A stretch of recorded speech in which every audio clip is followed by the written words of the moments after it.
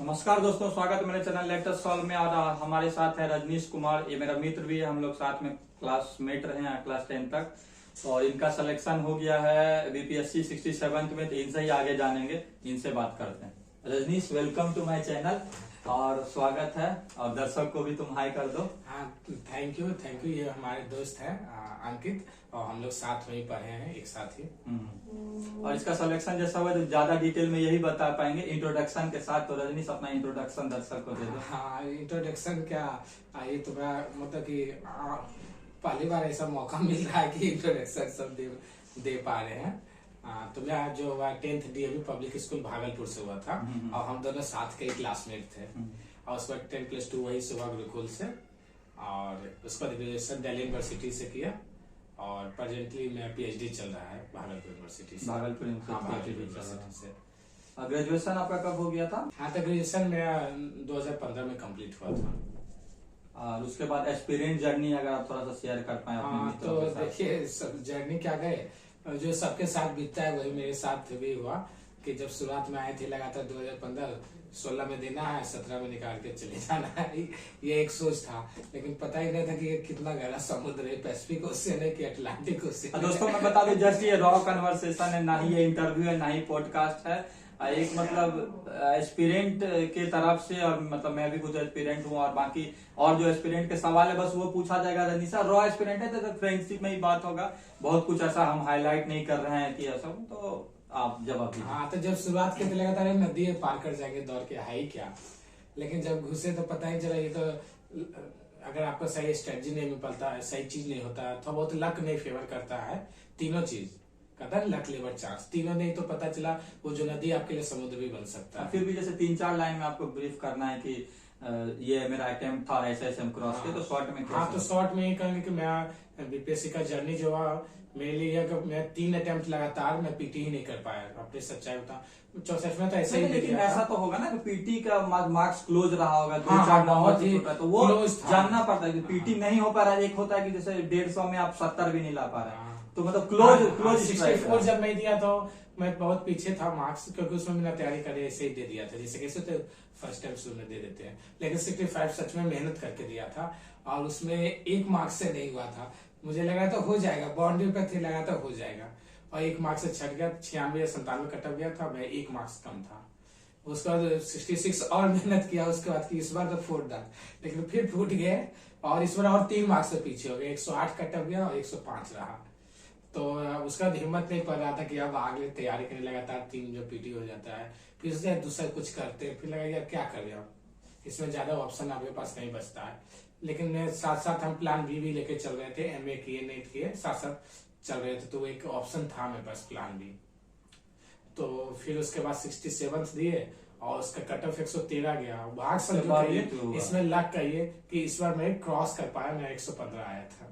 मतलब परफॉर्मेंस पहले से अच्छा था, कहीं ना कहीं चूक हो रहा था, लेकिन कंसिस्टेंसी बना रहा, कॉन्फिडेंस कहीं ना टूटते बनते बना रहा, तो रजनीश फाइनली इससे यही कहना ना कि आप लोग, क्योंकि 3 लाख स्टूडेंट देते हैं एग्जाम, तो 2 लाख 3 लाख नहीं, पहले तो 6 लाख थे, इस साल 3 लाख दिए थे, 3.5 लाख।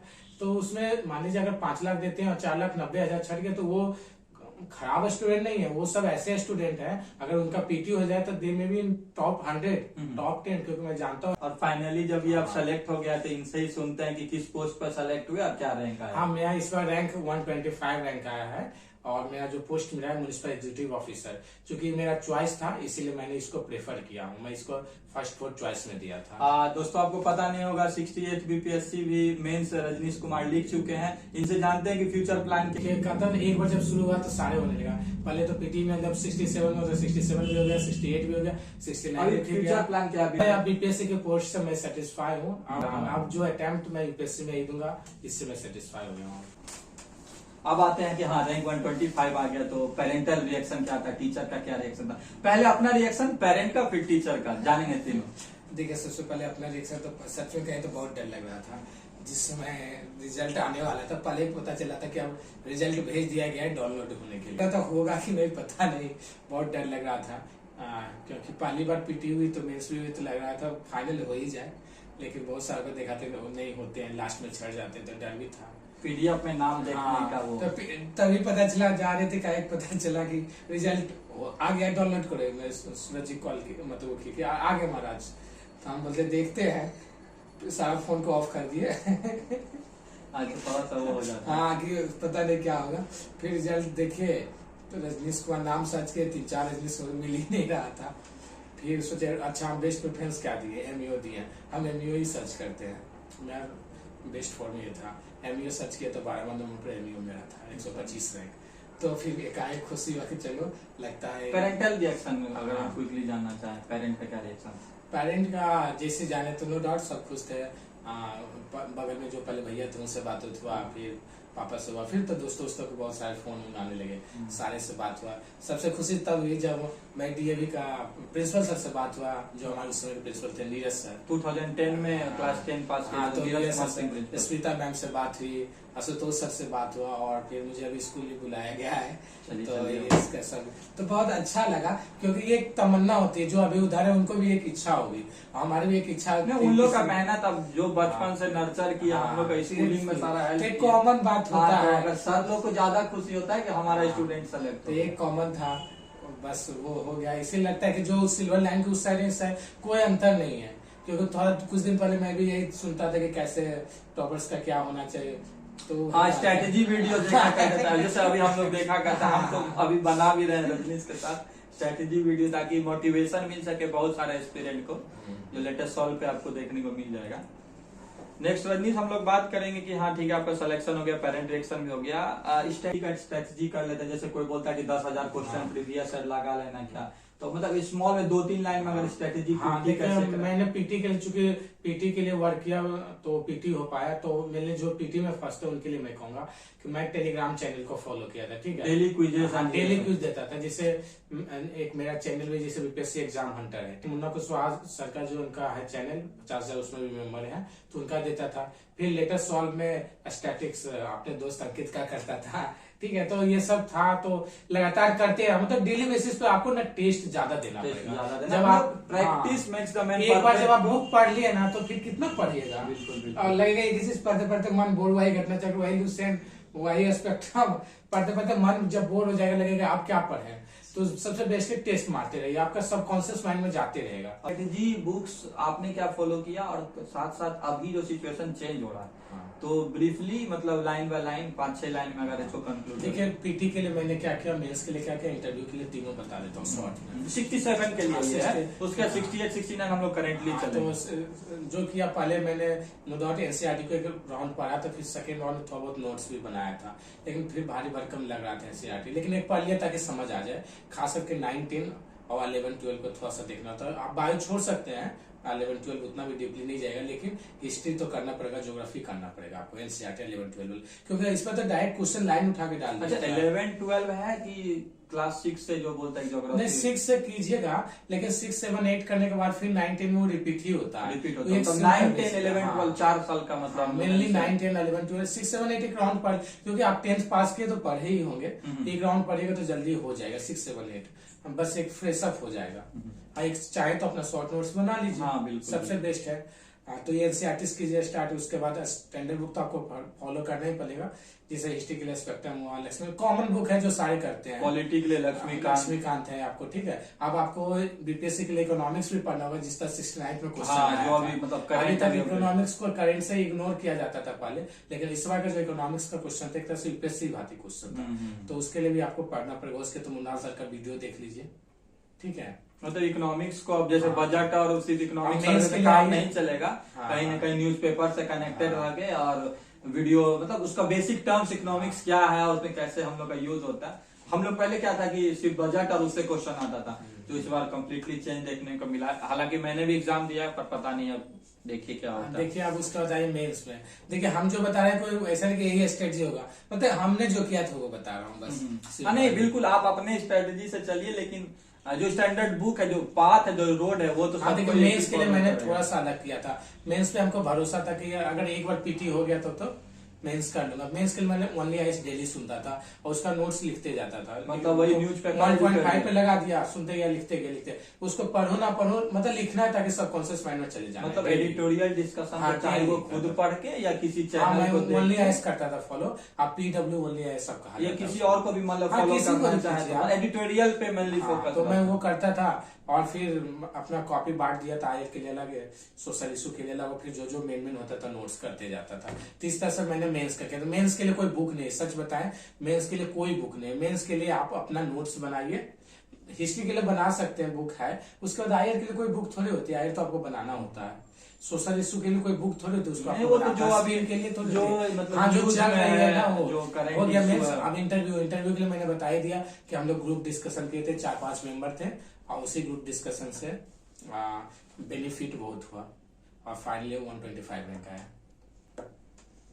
कांग्रेचुलेशन। थैंक यू दोस्त। ठीक है रजनीश, तो देखिए हाँ मेंस का हो गया, इंटरव्यू का हो गया, लेकिन आंसर राइटिंग का क्या रोल रहा? क्या आंसर राइटिंग आपने किया? क्या मतलब हमको सजेशन दोगे या फिर मतलब जो भी हाँ देखो, एस्पिरेंट जो देख रहे हैं या भावी एस्पिरेंट जो होने वाले हैं? देखिए आंसर राइटिंग के रोल में मैं यही कहूंगा कि चूंकि मैं खुद कॉपी भी चेक करता था, ठीक है, एग्जाम इंटर में मैं कॉपी चेक करता था, तो बहुत कुछ सीख मिला। और सेकेंड चीज है कि आप डेली लिखिए। मैं ये उन लोगों को भी कहता था और खुद भी लिखता था कि डेली आप लिखिए। जब आप लिखिएगा ना तभी आपको याद होगा।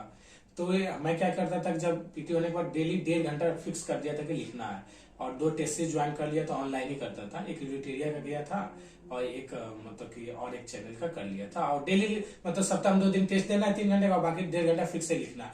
लिखने जितना लिखेगा उतना याद होगा, बस यही समझ लीजिए। आज से पीटी के बाद आपका तो मतलब थोड़ा सा बैकग्राउंड भी उसी तरह से है, ज्योग्राफी से ऑनर्स ड्यू से, यही ना? हाँ। तो ठीक है, लेकिन जो अभी मतलब इंजीनियरिंग बैकग्राउंड से आ रहा है उन लोगों को बहुत सारा दिक्कत हो रहा है। तो पीटी के पहले या पीटी के साथ साथ वो क्या स्ट्रेटेजी फॉलो कर रहे हैं? देखिए आप जो नया कहीं ना कहीं वो उसका हाँ, बैकग्राउंड अलग है, उसको आंसर राइटिंग उतना थ्योरी उतना मतलब हैवक लगता है कि क्या है, तो उन लोग क्या स्ट्रेटेजी फॉलो कर रहे हैं? हाँ देखिए, ये बात सही। आप खास करके 69 से 70 से इसके लिए बहुत जरूरी है, इसलिए क्योंकि आप जब पीटी की तैयारी कर रहे हैं तो डेली न्यूज़पेपर से आपके पास जो इंडियन एक्सप्रेस, हम तो कहेंगे सबसे अच्छा होता है। हिंदू तो है ही, लेकिन इंडियन एक्सप्रेस में आपको थोड़ा लैंग्वेज इजी है और जल्दी आप समझ में आता है। हिंदू ऑल द बेस्ट है, मतलब पहले से लेकिन इंडियन एक्सप्रेस है हिंदी में। अगर दैनिक जागरण कर, मैं जो करता था इधर लीजिए, डेली सुबह पेपर पढ़ते पढ़िए, एक कॉपी रखिए पीटी के लिए, रखिए मेंस के लिए।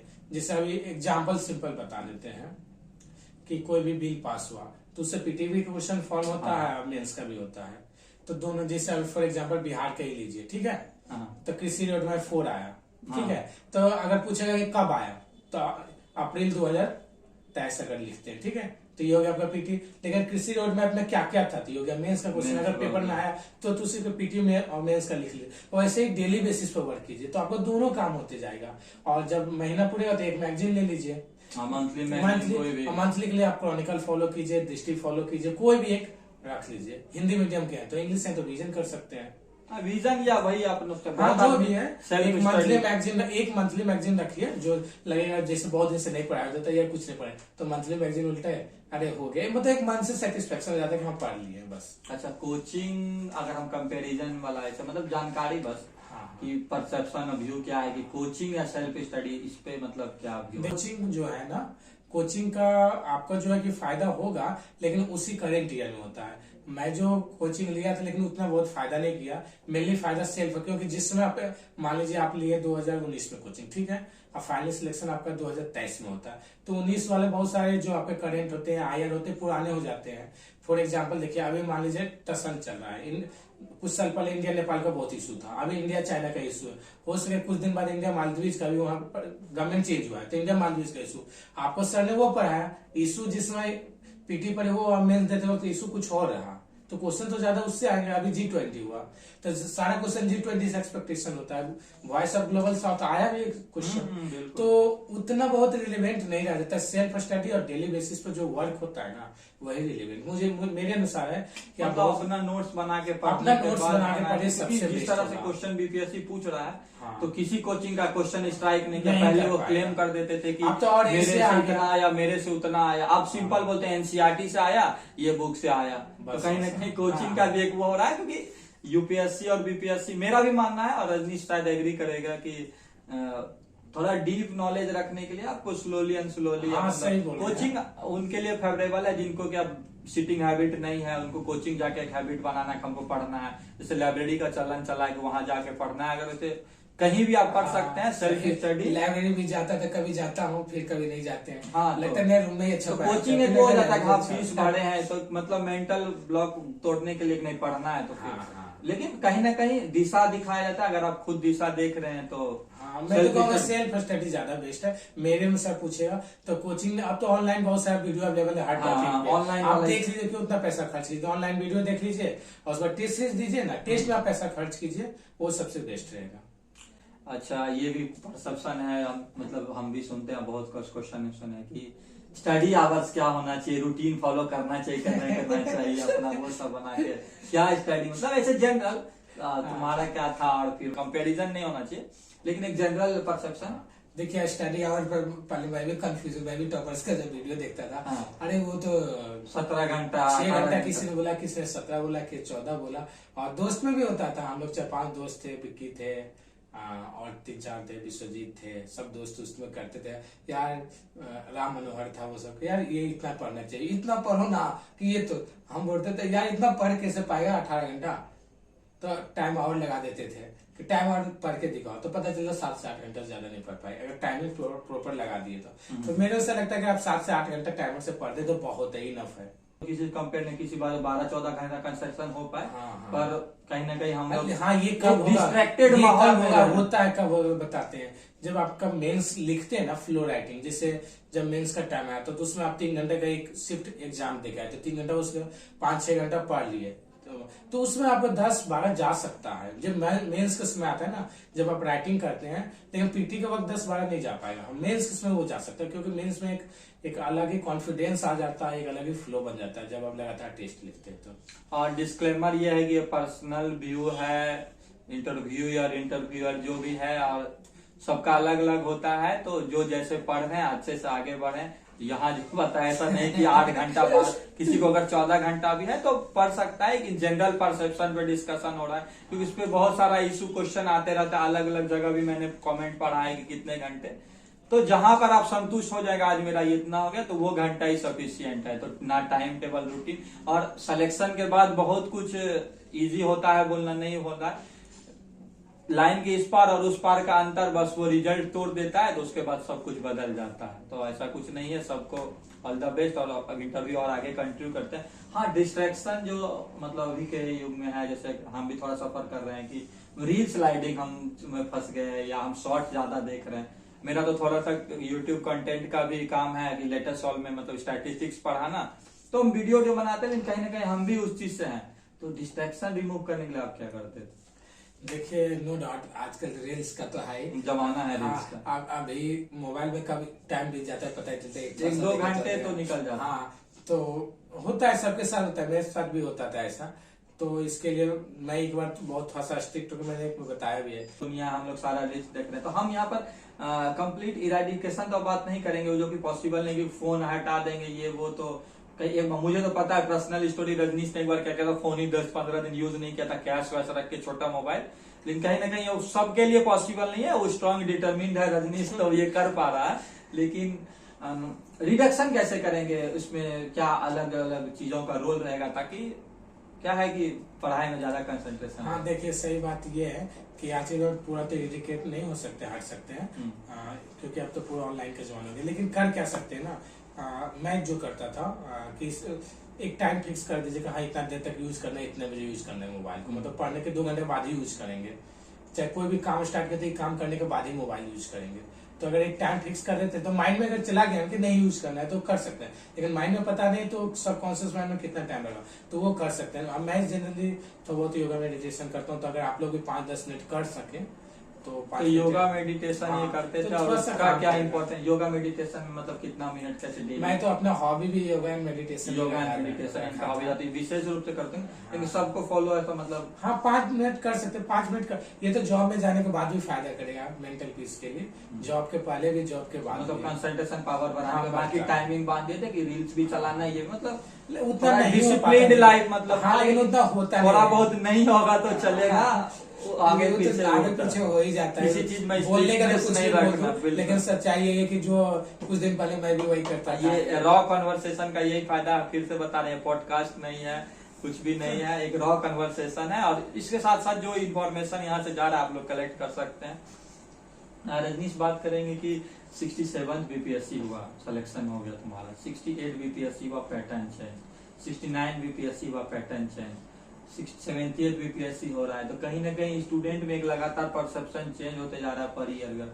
तो अब स्टूडेंट को क्या करना चाहिए, मतलब एक मतलब एज ए टीचर, हाँ। क्योंकि ज्योग्राफी में काफी कुछ योगदान रहा है अच्छे अच्छे स्टूडेंट के सिलेक्शन में। वो लोग कहीं ना कहीं इंटरव्यू में मेंशन करेंगे कि रजनीश सर पढ़ाते थे, वो खुद सेलेक्टेड है। लेकिन क्या हाँ देखिए, नो डाउट, देखिए 67 से, और नो डाउट बहुत सारे मेरे मतलब कई बार तो मैं भी हुआ, मेरा स्टूडेंट भी सिलेक्ट हुए, मेरे दोस्त भी सिलेक्ट हुए, मेरे सीनियर भी सिलेक्ट हुए, तो मैं तीनों रोल के रूप में रहा हूँ। हाँ। ठीक है, तो 67 से 69 के बीच में ना बहुत चेंजिंग आ गया। जैसे ऐसे वन के खाई है, खाई से का एक प्लेन आया, प्लेन से का एक पहाड़ आ गया। जैसे 67 में क्या हुआ, ऑप्शनल में कर दिया गया वो कि आपका ऑप्शनल जो रहेगा पूरा से पूछा जाएगा। ऐसे कहता था एक पार्ट कर लीजिए दूसरा नहीं।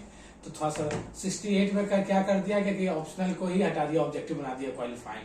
ठीक है, और 69 में और क्या क्या क्वेश्चन, नंबर ऑफ क्वेश्चन को बढ़ा दिए गए हैं इस बार का, मतलब 68 में, और 60 मतलब और क्वेश्चन बढ़ा दिए, 20 क्वेश्चन का शॉर्ट क्वेश्चन करके कर दिए गए हैं 69 में। तो और ज्यादा मतलब कि चेंजिंग आ रहा है, डायनेमिक भी क्वेश्चन हो गया, तो बहुत चेंजिंग है। तो नया पैटर्न के रूप से जो मैंने मेंस वाला बताया था उसको आप फॉलो करना होगा 7th के लिए।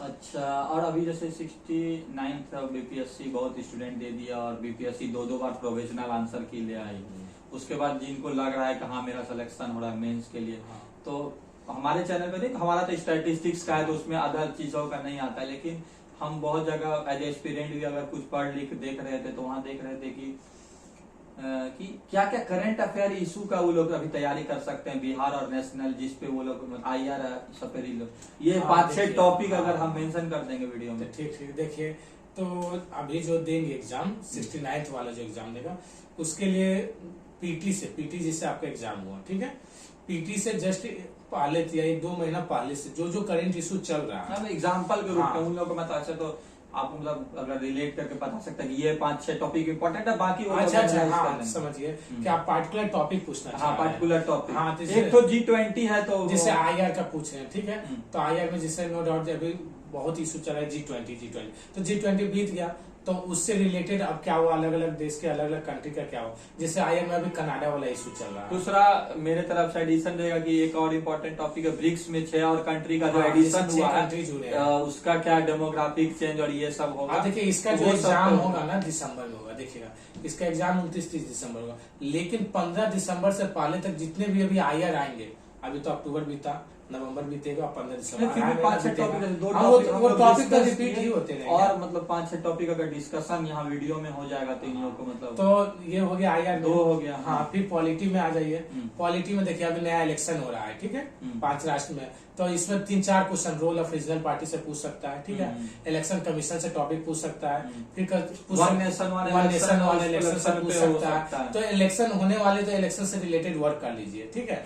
एक और topic one nation one student identity card से रिलेटेड ऐसा कुछ अभी आ रहा है। उसके बाद फिर अब अगर स्कीम से आते हैं ना, तो देखे करते हैं फ्री वाइज करते हैं, फ्री वाइज का फ्री बीज वाला, वो इलेक्शन में तो है, तो बांटो एवरी बीज वर्सेस वेलफेयर, हाँ, तो उसको कर लीजिए अपना से। फिर जो जो गवर्नमेंट स्कीम चलाई है, कम से कम 3-4 साल की स्कीम जो है नेशनल लेवल की, और जो आपके क्या कहते हैं बिहार लेवल का स्कीम जरूर कर, और खास करके वो स्कीम अभी जरूर कीजिए जिस स्कीम को बार बार PM या CM बार बार अपने इलेक्शन कैंपेन में बोलते हैं। जिससे हमारे CM नीतीश कुमार जी जो है बराबर रैली में बोलते रहते हैं जल जीवन हरियाली के बारे में, ठीक है, और चाहे जीविका दीदी बहुत इम्पोर्टेंट है, आज तो सेल्फ हेल्प ग्रुप है, तो जो जो बोलते हैं ना बार बार बड़े बड़े मिनिस्टर जो बोलते हैं ना, तो उस शब्दों को मतलब उनके स्कीम को जरूर अच्छे से कर लीजिए।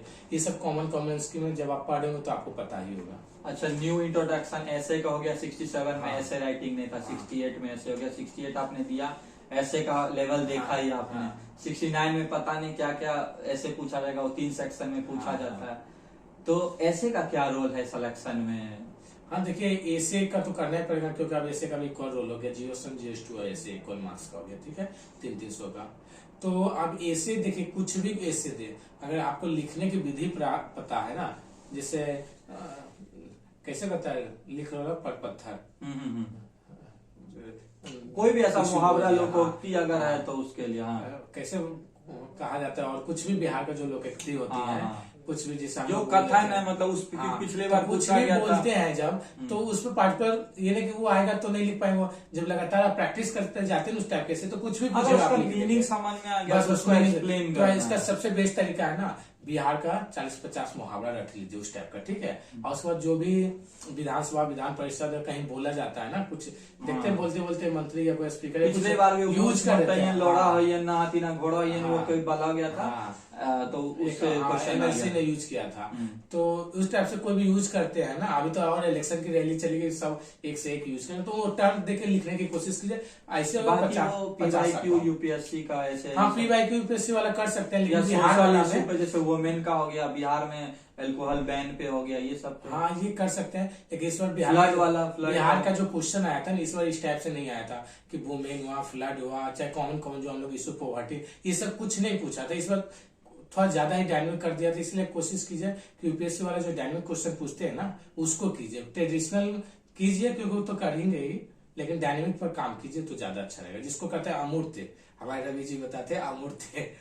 जैसे GS1 GS2 तो सबके लिए कॉमन हो गया। GS1 में कहीं ना कहीं एक जो धारा चला आ रहा है आंसर राइटिंग का, कहीं ना कहीं सबका सिमिलर हो जाता है। GS2 में भी थोड़ा IR को अपना एफर्ट लोग लगाएगा तो सिलेक्शन प्रोसेस में जाएगा, नहीं तो कॉमन धारा में चल जाता है। तो बच गया ऐसे, और स्टैटिस्टिक्स में अगर गुड परफॉर्मेंस है तो आप स्कोर वेल कर सकते हैं मेंस में। तो स्टैटिस्टिक्स का क्या रोल है सिलेक्शन में? हाँ देखिए, स्टैटिक्स में तो मैं सबसे पहले इसे ही धन्यवाद देना चाहूंगा, नो डाउट। ऐसा कुछ क्योंकि इसका लेटेस्ट सॉल्व वाला जो है ना, मतलब कि ये क्या किया था 59 से ना, 56 से क्या PYQ सॉल्व, सारा PYQ ना पूरा डाल दिया है, और शायद 67 भी डाल दिया, 68 तक, मतलब 68 तक ये डाल। तो मैं जिसमें करता था PYQ में, मतलब कि सबसे पहले PYQ से स्टार्ट कीजिए, एवरेज जानते हैं, एवरेज परसेंटेज जानते हैं तो, और जो कोई भी चैनल का ना जो लगातार जो हो उससे कीजिए। तो मैं तो इसी का किया था, कोई भी चैनल, कोई भी आप करो, कोई दिक्कत नहीं है, मैं वही किया था। और जो भी होता था फोन करके पूछ लेता था, तो मैं यही करता था, और पूरा PYQ बार बार बनाता था। हाँ, जिसके कारण most of the statics question मेरा सही था, हालांकि एक तो भी मिस्टेक हो ही गया, कितना किया था, अच्छा कोई थोड़ा सा मिस्टेक हो गया था, तो भी एक, तो ये बहुत फायदा करता है। और मतलब इस ऐसे और स्टैटिस्टिक्स का कंबाइंड रोल सिलेक्शन में, मतलब नो डाउट बहुत बड़ा रोल है। 72 मार्क्स का आपका स्टैटिक्स हो गया, ऐसे और 300 का ऐसे। तो स्टैटिक्स तो डेली 2 क्वेश्चन जरूर कीजिए। पीटी देने के बाद अगर आप जनरल में 80+ हैं, ठीक है, तो आप जरूर, हो सके कटअप 82 चल जाए, हो सके कटअप 85 चल जाए, लेकिन अगर 1 नंबर से होता है या चुकते हैं तो भी तो अगला बार काम आएगा। ऐसा तो नहीं कि फिर कर दीजिएगा, तो ये बहुत इधर उसको डिमोरलाइज, क्योंकि मैं 66 में बहुत प्रैक्टिस किया था, क्या उसका स्टैटिक्स सारा, मेरा पीटी ही नहीं हुआ था, लेकिन वो स्टैटिक्स काम कर गया 67। लास्टली क्या टिप्स रहेगा एस्पिरेंट के लिए, और जो भी बेस्ट विशेष? मैं यही कहूंगा एस्पिरेंट्स के लिए कि बस सिल्वर लाइन डिफरेंस है। कुछ दिन पहले मैं भी आप ही के साइड था, कुछ दिन ही पहले, मात्र 3 दिन की पहले की बात है, और फिर मैं तो क्या पता फिर से रिटर्न बैक होना पड़ता। तो कोई टिप्स नहीं देना चाहूंगा, क्योंकि आप लोग भी एक दोस्त हैं, बस जो कर रहे हैं ना उसको करते रहे, जितना मतलब ईमानदारी पूर्वक कर सकते हैं बस, क्योंकि कोई देखने वाला या नहीं, एक समय के बाद कोई नहीं देखता है आप क्या कर रहे हैं, आप खुद ही देखते हैं। तो जितना कर सकते हैं कीजिए अपने ईमानदारी से, क्योंकि बाद में मतलब बाद में सोसाइटी आपके साथ हो जाएगी, सारे लोग आपके साथ हो जाएंगे। हाँ, तो आप कर सकते हैं, बस यही मानिए ना, जब इसमें टाइम दे रहे हैं तो आप कर सकते हैं, इसलिए कर सकते हैं क्योंकि आप बहुत हद तक पहुंचे। और रजनीश भी हम ही लोग में से है, कॉमन है, इसका हुआ और भी जानने वाला का हुआ, तो फिर नेक्स्ट जो होगा, तो कुछ भी हुआ था डिमोरलाइजिंग नहीं फील करना है। मेरे एक दोस्त का अंदर 10 रैंक आ गया, तो फोन के बात हुआ तो कहता यार मैं तो सोचा था बस लास्ट पॉइंट, और कहीं टंग जाऊं किसी लिस्ट कुछ भी ऐसे, एलईओ भी मिल जाए, एलईओ से जिंदगी बिता लेंगे। जैसे आया तो रैंक 10 के अंदर था, फोन क्या बोला, रजनीश भाई मैं तो रैंक 10 के अंदर आ गया। तो फिर कुछ भी नहीं कहा जा सकता कि आप क्या रहेंगे। सही बात। तो इसीलिए आप करते जाए ना, क्या होगा कुछ नहीं कर सकते, क्योंकि कुछ दिन पहले मुझे भी लग रहा था पता नहीं हो पाएगा कि नहीं कुछ भी। चलिए दोस्तों, तो इस रॉ कन्वर्सेशन को कंक्लूड करते हैं और रजनीश को कंग्रेचुलेट करते हैं फ्यूचर जर्नी के लिए। All the best. Thank you दोस्त। नेक्स्ट रॉ कन्वर्सेशन देखते हैं कौन सा आता है। कुछ अगर इंप्रेशनल रहा तो हम जरूर लेके आएंगे। तब तक आप लोग स्टैटिस्टिक्स प्रैक्टिस कर सकते हैं। इस बार PYQ सीरीज चला रहे हैं हम, अलग अलग डिफरेंट क्वेश्चन का थोड़ा पैटर्न चेंज करके, थोड़ा हार्ड मॉडरेट करके। तो अगर आपको फायदा लगता है तो आप देख सकते हैं। आप इस पर आपको जैसा अच्छा लगे आप जाके एक बार चेक कर लीजिएगा। प्लेलिस्ट बना हुआ है दोनों का, तो आपको चैनल के में मिल जाएगा। वीडियो देखने के लिए धन्यवाद। मिलते हैं अगले नेक्स्ट वीडियो में। बाय।